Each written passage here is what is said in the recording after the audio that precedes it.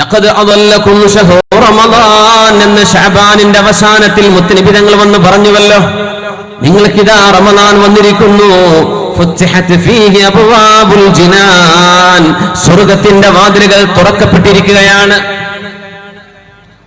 ബിസ്മില്ലാഹിർ റഹ്മാനിർ റഹീം. ജന്നാതു അദ്നി യദ്ഖുലൂനഹാ, സ്വർഗ്ഗത്തിലേക്ക് സത്യവിശ്വാസികൾ കടന്നു പോകും. അല്ലാഹുമ്മ ജഅൽനാ മിൻഹും. യുഹല്ലൗന ഫീഹാ മിൻ അസാവിറ മിൻ ദഹബിൻ വലുഅ്ലുആ, മുത്തുകളും സ്വർണ്ണങ്ങളും അവർക്ക് ആഭരണമായി അണിയിക്കപ്പെടുകയും ചെയ്യും. സ്വർഗ്ഗലോകത്ത് ആഭരണമുണ്ട്, ആണുങ്ങൾക്കുണ്ട് പെണ്ണുങ്ങൾക്കുണ്ട്.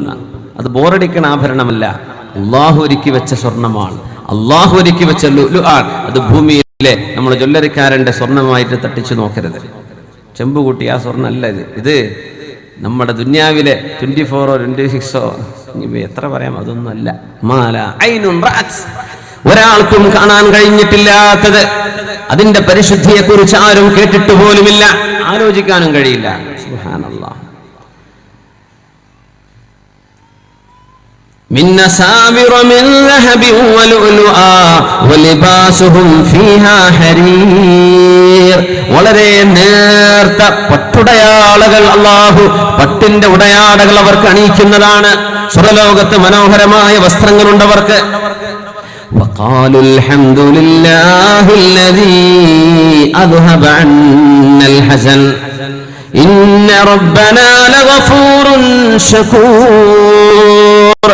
وقالوا അവർ പറയും അൽഹംദുലില്ലാഹി الذي أذهب عنا الحزن, അല്ലാഹുവേ സങ്കടം ഞങ്ങളിൽ നിന്ന് നീക്കി തന്ന അല്ലാഹുവേ നിനക്ക് സ്തുതി റബ്ബേ. ഒരുപാട് സങ്കടപ്പെട്ടാ കഴിഞ്ഞത് ദുനിയാവിൽ. മക്കൾ എന്തായി പോകും, എന്റെ ജീവിതം എന്തായി പോകും, മരണം എന്തായി പോകും, എന്റെ ആഖിറം എന്താണ്, ഖബർ എന്താണ്, ഒരുപാട് സങ്കടപ്പെട്ട് ജീവിച്ചതാണ്, ഒരുപാട് വിഷമം അനുഭവിച്ചിട്ടുണ്ട്.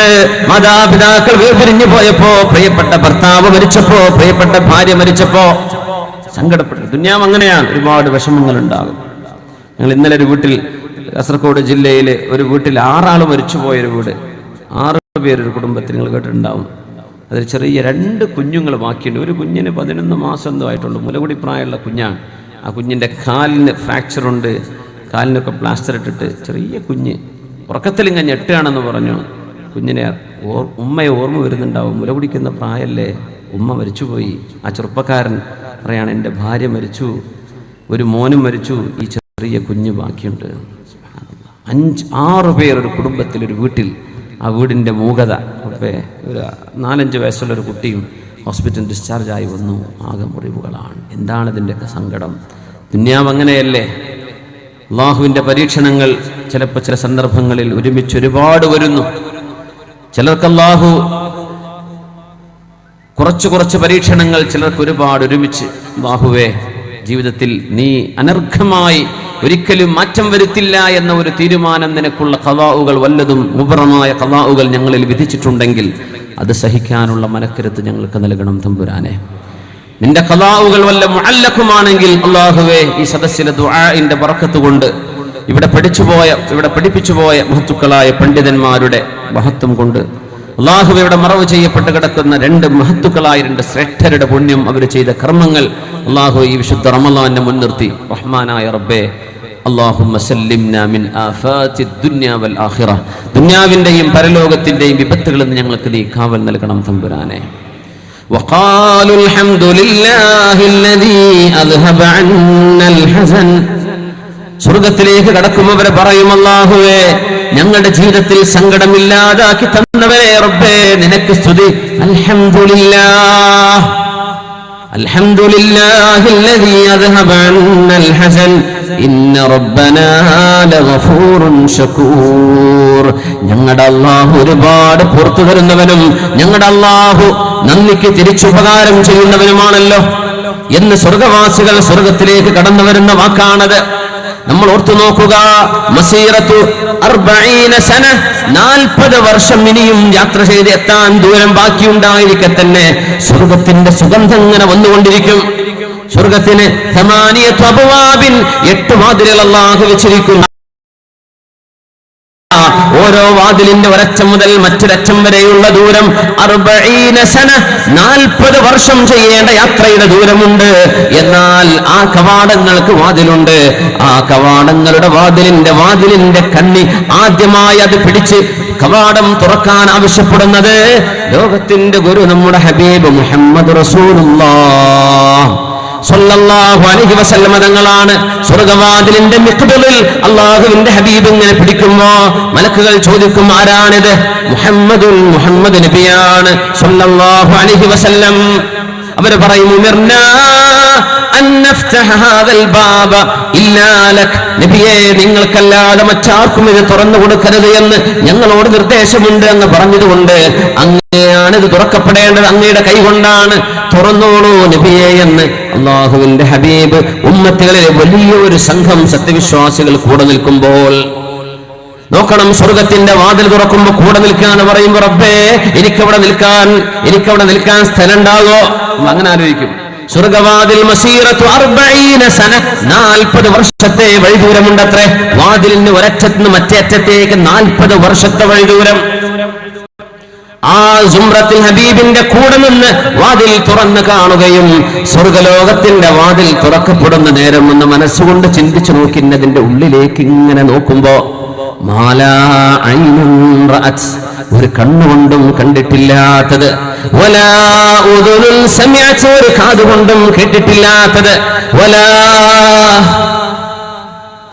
ഖതറ അലാ ഖൽബി ബശർ. അഹ്മദ് ഇബ്നു ഹംബൽ റളിയല്ലാഹു അൻഹുവിനോടാണ് കാന ദായിമൽ ഹുസ്നി, എപ്പോഴും സങ്കടപ്പെട്ടിരിക്കുമ്പോൾ ആളുകൾ ചോദിച്ചു, യാ ഇമാം അവറുകളെ, മതറാഹ, എപ്പോഴാണ് നമുക്ക് ആശ്വസിക്കാൻ പറ്റുക? ഹത്താ അളഅ അവ്വല ഖദമി ഫിൽ ജന്ന, എന്റെ കാലിൽ ആദ്യത്തെ കാല് സ്വർഗവാതിൽ തുറക്കപ്പെട്ട് അതിന്റെ അകത്തേക്ക് ഞാൻ വെക്കുമ്പോ അപ്പോഴാണ് സത്യവിശ്വാസിക്ക് സന്തോഷം റാഹത്തും വരുന്നത് എന്ന് മഹാനായ അഹ്മദ് ഇബ്നു ഹംബൽ റളിയല്ലാഹു അൻഹു. അരങ്ങം ആലോചിച്ച് നോക്കും. ഹബീബായ തങ്ങൾ വാതിൽ തുറക്കുന്നു, സത്യവിശ്വാസികൾ കൂടെയുണ്ട്, അവിടെ തിക്കിത്തിരക്കാൻ വേണ്ടി കൂടെയുണ്ട്. അങ്ങനെ ഹബീബിന്റെ സ്വഹാബിമാർ, ലക്ഷക്കണക്കിന് സ്വഹാബിമാരും താബിഈങ്ങളും അവിടെ ഓടി വരുന്നുണ്ട്. അക്കൂട്ടത്തിൽ ഒരാളുണ്ട്, മഹാനായ അബൂ മുസ്ലിമുൽ ഖൗലാനി റളിയല്ലാഹു അൻഹു. രാത്രി എഴുന്നേറ്റ് നിസ്കരിക്കുമായിരുന്നു.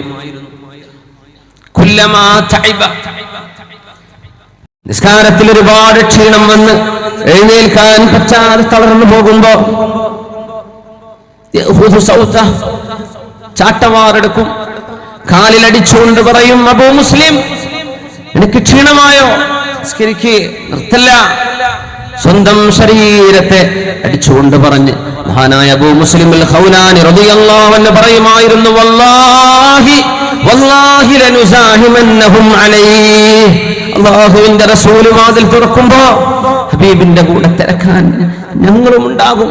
ഹത്താ യഅലമ അസ്ഹാബു മുഹമ്മദിൻ ഇന്നമാ ഖല്ലഫു വറാഅഹും റിജാല സല്ലു അലൻ നബി മുഹമ്മദിൻ വആലിഹി.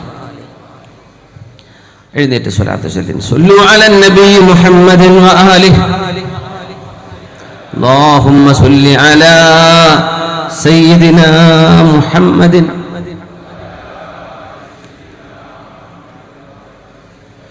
اللهم صل على محمد سيدنا محمد وبارك وسلم عليه. اللهم صل على سيدنا محمد وعلى آل سيدنا محمد وبارك وسلم عليه. മഹാനവറുകൾ പറയുകയാണ്, ഹത്താ യഅലമ അസ്ഹാബു മുഹമ്മദിൻ ഇന്നമാ ഖല്ലഫു വറാഅഹും റിജാലാ, നബിയോടുകൂടെ ആ നേരത്ത് തിരക്കാൻ ഞങ്ങളും കൂടെ ഉണ്ടാകും, അല്ലാഹുവിന്റെ റസൂലിന്റെ സ്വഹാബിമാർ. എന്നിട്ട് മനസ്സിലാക്കണം, അവർ പിറകെ ഇട്ടേച്ചു പോയത് ആൺകുട്ടികളെയാണെന്ന്. ആൺകുട്ടികൾ ഞങ്ങൾക്ക് പിന്നിലുണ്ടായിരുന്നുവെന്ന് നബിയുടെ സ്വഹാബികൾക്ക് അറിയണം. അതുകൊണ്ട് താബിഈയായ അബൂ മുസ്ലിം അൽ ഖൗലാനി റളിയല്ലാഹു അൻഹു ആ നേരത്ത് തിരക്കാൻ, ഹബീബിന്റെ കൂടെ നിൽക്കാൻ ശരീരത്തോട് ഇബാദത്ത് ചെയ്യാൻ പറയാണ്. സുബ്ഹാനല്ലാഹ്, അതൊരു വല്ലാത്ത രംഗമായിരിക്കും. സ്വർഗം തുറന്നു കാണുന്ന ഒരു നേരം. സിദ്ദീഖ് റളിയല്ലാഹു അൻഹുവാണ് ചോദിച്ചത്, യാ റസൂലല്ലാഹ്, അല്ലാഹുവിന്റെ നബിയേ, അല്ലാഹുവിന്റെ റസൂലേ, മാ അലാ മൻ യുജാ, സ്വർഗവാതിലുകളിൽ ഏതെങ്കിലും ഒരു വാതിലിലൂടെ ഒരാളെ വിളിച്ചാൽ മാ അലൈഹി ബുദ്, പ്രയാസമൊന്നുമില്ല. സ്വർഗത്തിന്റെ കവാടങ്ങളിൽ മാലാഖമാർ യാ അബ്ദല്ലാഹ് ഹാദാ ഖൈർ, അല്ലാഹുവിന്റെ ദാസനെ ഇങ്ങോട്ട് പോരെ, ഇങ്ങോട്ട് പോരെ എന്ന് അല്ലാഹുവിന്റെ മഹാശക്തികളായ മാലാഖമാർ, അവിടുത്തെ വളണ്ടിയർമാർ അവരാണ്, ഇങ്ങോട്ട് പോരിൻ എന്ന് പറഞ്ഞിങ്ങനെ വിളിക്കുകയാണ്.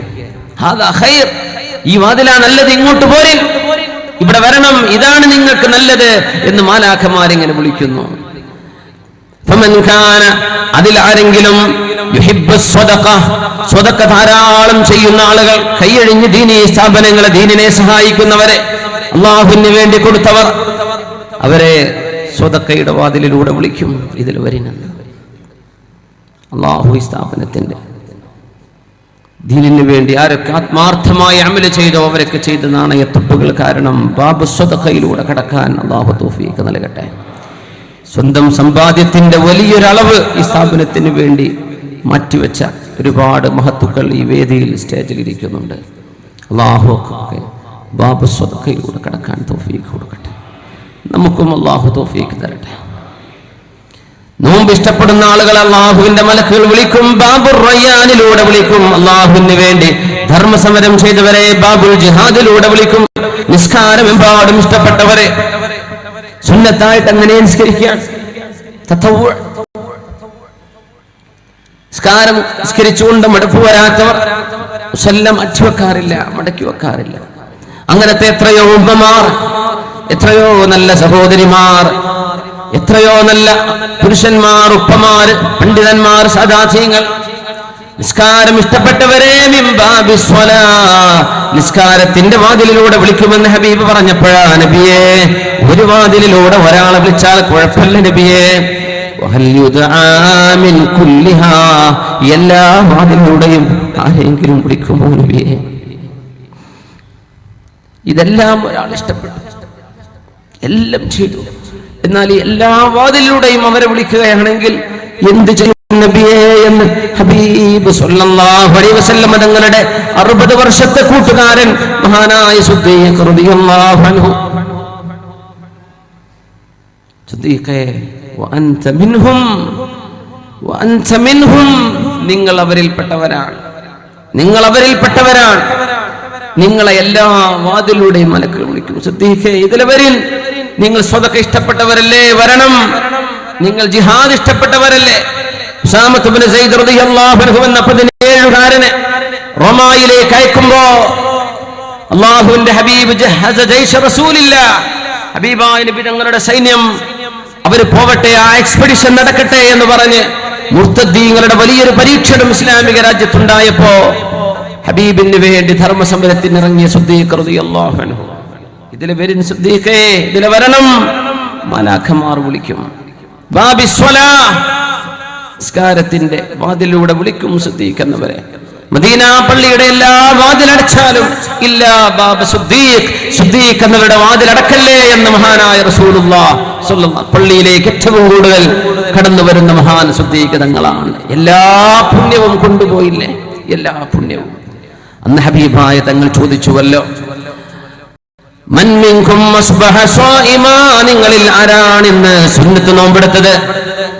മൻ അസ്ബഹ മിൻകുമുൽ യൗമ സ്വായിമ, ആർക്കാണ് സുന്നത്ത് നോമ്പുള്ളത്? സദസ്സെന്ന് ഒരാൾ മാത്രം, മഹാനായ സിദ്ദീഖ് റളിയല്ലാഹു അൻഹു. സുബ്ഹി നിസ്കാരം കഴിഞ്ഞ് പ്രഭാത നേരത്താണ് ഹബീബ് ചോദിക്കുന്നത് സല്ലല്ലാഹു അലൈഹി വസല്ലം, വമൻ മിൻകുമുൽ യൗമ ത്വഅമ മിസ്കീന, ഒരു മിസ്കീനിന് ആരാണ് ഇവിടെ ഭക്ഷണം കൊടുത്തത്? ആരുമില്ല. അന്ന് സ്വഹാബികൾ അത് ചെയ്യുന്നവരാണ്, പക്ഷേ ആ പർട്ടിക്കുലർ ഡേ അന്ന് ആരും ചെയ്തില്ല. സിദ്ദീഖ് തങ്ങൾ കൈപൊക്കി, അനയാ റസൂലല്ലാഹ്, ഞാനത് ചെയ്തിട്ടുണ്ട് നബിയേ, ഒരു പാവപ്പെട്ടവന് ഞാൻ ഇന്ന് ഭക്ഷണം കൊടുത്തിട്ടാ വരുന്നത്. വമൻ മിൻകുമുൽ യൗമ ആദ മരീളാ, നിങ്ങളിൽ ആരെങ്കിലും രോഗിയെ സന്ദർശിച്ചിട്ടുണ്ടോ? ആരെങ്കിലും ഉണ്ടോ? അനയാ റസൂലല്ലാഹ്, ഞാനുണ്ട് നബിയേ, ഞാനുണ്ട് എന്ന് സിദ്ദീഖ് റളിയല്ലാഹു തആല അൻഹു. ഹബീബ് ഒരിക്കൽ കൂടെ ചോദിച്ചു, ഒരു മുസ്ലിമിന്റെ മയ്യത്ത് പള്ളിക്കാട്ടിലേക്ക് ഖബർസ്ഥാനിലേക്ക് പോകുമ്പോ ആരാണ് ആ മഖ്ബറയിലേക്ക് കൂടെ പോയത്? ഇന്നത്തെ ദിവസം ആരുമില്ല, ഒരേ ഒരാൾ മാത്രം, മഹാനായ സിദ്ദീഖ് റളിയല്ലാഹു അൻഹു. അപ്പോഴാണ് ഹബീബായ തങ്ങൾ പറഞ്ഞത്, ഈ 4 നന്മകൾ ഏതൊരു മനുഷ്യനിൽ സമ്മേളിക്കുന്നുവോ ഇല്ലാ അദ്ഖലഹുല്ലാഹുൽ ജന്ന, അല്ലാഹുവിന്റെ സ്വർഗ്ഗത്തിലേക്ക് അവർ പോവുക തന്നെ ചെയ്യും. അതുകൊണ്ട് മുഅ്മിനെ, ജീവിതത്തിൽ കൊണ്ടു നടക്കേണ്ട 4 ഗുണങ്ങൾ വേറെ കൂടെ നമുക്ക് പഠിക്കാറായി. ഒന്ന്, സുന്നത്ത് നോമ്പെടുക്കുന്നത്, പാവപ്പെട്ടവർക്ക് ഭക്ഷണം കൊടുക്കുന്നത്, രോഗികളെ സന്ദർശിക്കുന്നത്. നമ്മൾ ആലോചിക്കണം, സദ്യകൾക്ക് പോകാൻ നമുക്കിഷ്ടമാണ്, ഭക്ഷണമുള്ളിടത്തേക്ക് പോകാൻ നമുക്കിഷ്ടമാണ്. എന്നാൽ വേദന കൊണ്ട് പൊളയുന്ന എത്രയോ രോഗികൾ നമ്മുടെ ചുറ്റുവട്ടത്തുമുള്ള ഹോസ്പിറ്റലുകളിൽ കിടക്കുന്നുണ്ട്, വിദൂര ഹോസ്പിറ്റലിൽ കിടക്കുന്നുണ്ട്. സന്ദർശിക്കാൻ പറ്റുന്നിടത്ത് സന്ദർശിക്കൽ അല്ലാഹുവിന് ഇഷ്ടമാണ്. അല്ലാഹു ചോദിക്കുകയാണ്, യാ അബ്ദി, എന്റെ അടിമേ, ജുഅ്തു ഫലം തുത്ഇമിനി, എനിക്ക് വിശന്നപ്പോ നീ എന്തേ ഭക്ഷണം തരാതിരുന്നത്? അല്ലാഹു ചോദിക്കുന്നു, റബ്ബേ നിനക്ക് വിശക്കേ, വഅൻത റബ്ബുൽ ആലമീൻ, നീയല്ലയോ ലോകത്തിന്റെ ഗുരു, ലോകത്തിന്റെ എല്ലാം പരിപാലകൻ, റബ്ബ് നീയല്ലയോ, നിനക്ക് വിശക്കേ. മുസ്ലിമായ ഒരാൾക്ക്, അല്ലെങ്കിൽ എന്റെ ഒരു അടിമക്ക്, ഒരു മനുഷ്യന് വിശന്നപ്പോ നീ എന്തേ ഭക്ഷണം കൊടുക്കാതിരുന്നത്? ലൗ ഫഅൽതഹാ, നീ അത് ചെയ്തിരുന്നുവെങ്കിൽ അതിന്റെ കൂലി നിനക്ക് ഇവിടുന്ന് വാങ്ങാമായിരുന്നല്ലോ. അല്ലാഹു പറയും. പിന്നെ പറഞ്ഞെന്ത്? നീ എന്തേ എനിക്ക് വെള്ളം തരാതിരുന്നത് ദാഹിച്ചപ്പോ? ഉമ്മമാരെ, സഹോദരിമാരെ, അറിയണം, വെള്ളത്തിന്റെ ക്ഷാമം കഴിഞ്ഞ് മാസമായിട്ടില്ല നമുക്ക് മഴ കിട്ടാൻ തുടങ്ങിയിട്ട്, അല്ലേ? കടുത്ത വരൾച്ചയിലായിരുന്നുവല്ലോ നമ്മൾ. കിണറുകളിൽ വെള്ളമുള്ള കിണറുകളിൽ നിന്ന് ഒരു ബക്കറ്റ് വെള്ളം, അല്ലെങ്കിൽ ഒന്ന് മോട്ടോർ വെച്ചോട്ടെ, ഒന്ന് വീട്ടിലേക്ക് വെള്ളത്തിന്, കുടിവെള്ളത്തിന്, ബാത്റൂമിലേക്ക് പോവാൻ വിഷമിക്കുന്ന ഘട്ടങ്ങളിൽ കിണറുകളിൽ വെള്ളമുള്ള വീട്ടുകാരോട് ഒരൽപ്പം വെള്ളം തരുമോ എന്ന് ചോദിച്ചപ്പോൾ കൊടുക്കാതിരുന്നവർ അല്ലാഹുവിനെ പേടിച്ചോളൂ. വലിയ ഗുരുതരമായ തെറ്റാണ് സംഭവിച്ചത്.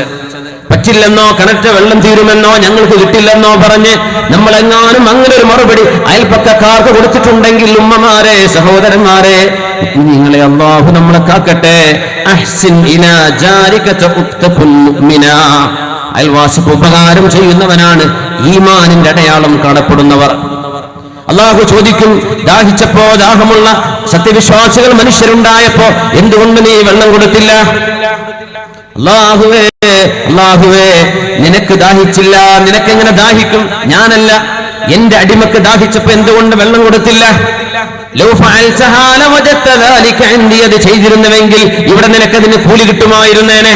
പിന്നെ ചോദിക്കും, തമ്പുരാൻ എന്തേ വസ്ത്രം എനിക്ക് തരാതിരുന്നത്? റബ്ബേ, നിനക്ക് വസ്ത്രം വേണോ?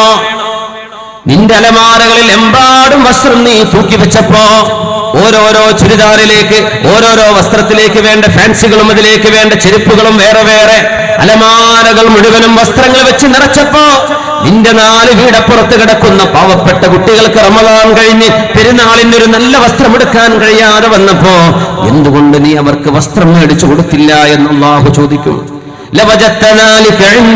അത് ചെയ്തിരുന്നെങ്കിൽ നിനക്ക് ഇവിടെ സ്വർഗ്ഗലോകത്ത് അതിന്റെ കൂലി കിട്ടുമായിരുന്നല്ലോ. ഇനി പറയാൻ പോകുന്നു, ശ്രദ്ധിക്കുക. അല്ലാഹു പറയുന്നു, മരിൽതു, എനിക്ക് രോഗം വന്നപ്പോ നീ എന്തേ എന്നെ കാണാൻ വരാത്തത്? നിനക്ക് രോഗം വരെ റബ്ബേ, വഅൻത റബ്ബുൽ ആലമീൻ, നീയല്ലയോ റബ്ബേ ലോകരക്ഷിതാവ്, നിനക്കെങ്ങനെയാ രോഗം വരുന്നത്?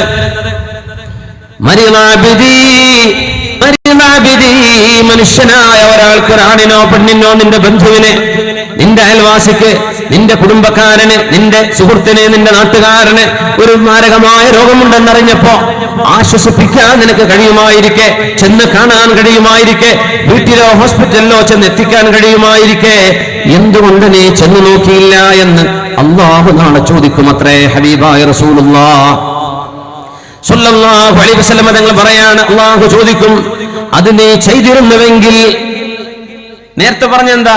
കൂലി ഇവിടെ കിട്ടുമായിരുന്നു, കൂലി ഇവിടെ കിട്ടുമായിരുന്നു, കൂലി കിട്ടുമായിരുന്നു. ഇനി പറയാൻ പോകുന്നത്, ലൗ ഫഅൽതഹാ, അമാ ലൗ ഫഅൽതഹാ, നീ അത് ചെയ്തിരുന്നുവെങ്കിൽ, ലവജതനി ഇൻദ, ആ രോഗിയുടെ അരികത്ത് ഞാൻ ഉണ്ടായിരുന്നല്ലോ, നിനക്ക് എന്നെ അവിടെ കാണാമായിരുന്നല്ലോ. അല്ലാഹു പറയാം. അപ്പൊ എത്രയാണ് ഒരു രോഗിന്റെ കൂടെ നിൽക്കുന്നതിന്റെ കൂലി? ഒരു രോഗിയെ ശുശ്രൂഷിക്കുന്നതിന്റെ കൂലി എത്രയാണ്? ഹബീബായ തങ്ങൾ പറയുന്നു, രോഗസന്ദർശനം, ഭക്ഷണം കൊടുക്കുന്നത്, സുന്നത്ത് നോമ്പെടുക്കുന്നത്, പിന്നെ തബിഅ ജനാസ, ഒരു ജനാസയെ അനുഗമിക്കുന്നത്, ഖബർസ്ഥാനിലേക്ക്, ഈ 4 ഗുണങ്ങൾ ആര് ജീവിതത്തിൽ കൊണ്ടു നടക്കുന്നുണ്ടോ ഇല്ലാ അദ്ഖലഹുല്ലാഹുൽ ജന്ന, അവർക്ക് സ്വർഗ്ഗം ഉറപ്പാണെന്ന് ഹബീബായ റസൂലുള്ളാഹ്.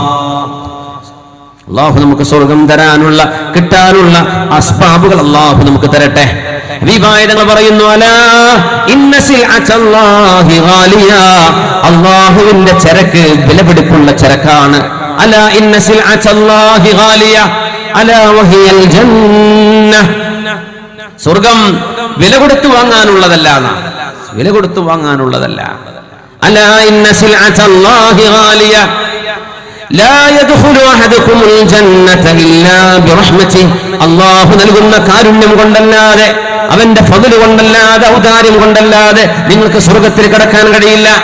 അവർ ചോദിച്ചു, നബിയേ അമലുകളെ കൊണ്ട് കഴിയില്ലേ? ഇല്ല, അമലുകൾ ചെയ്താൽ അള്ളാന്റെ കാരുണ്യം കിട്ടാൻ കാരണമാണ്. പക്ഷേ കാരുണ്യമാണ് സ്വർഗ്ഗത്തിലേക്ക് പോകാനുള്ള കാരണം. കരുണയാൽ, റബ്ബിന്റെ ഔദാര്യമല്ലാതെ സ്വർഗ്ഗത്തിൽ കിടക്കില്ല. നമ്മുടെ അമല് കൊണ്ട് വാങ്ങിക്കാൻ പറ്റുന്ന ലോകമല്ല അള്ളാഹുവിന്റെ സ്വർഗ്ഗലോകം. അമല് കൊണ്ട് വാങ്ങിക്കാൻ പറ്റൂല. വില കൊടുത്ത് വാങ്ങിക്കാൻ പറ്റുന്ന, വില പിടിപ്പുള്ളതിനല്ലേ, വില കൊടുത്ത് വാങ്ങിക്കാൻ പറ്റുന്നതല്ലേ വാങ്ങിക്കാൻ പറ്റൂ. സ്വർഗ്ഗത്തിന് വില കെട്ടാൻ കഴിയില്ലല്ലോ. അതിൽ അള്ളാഹു വെച്ചത് എന്തൊക്കെയാണെന്നാണ്.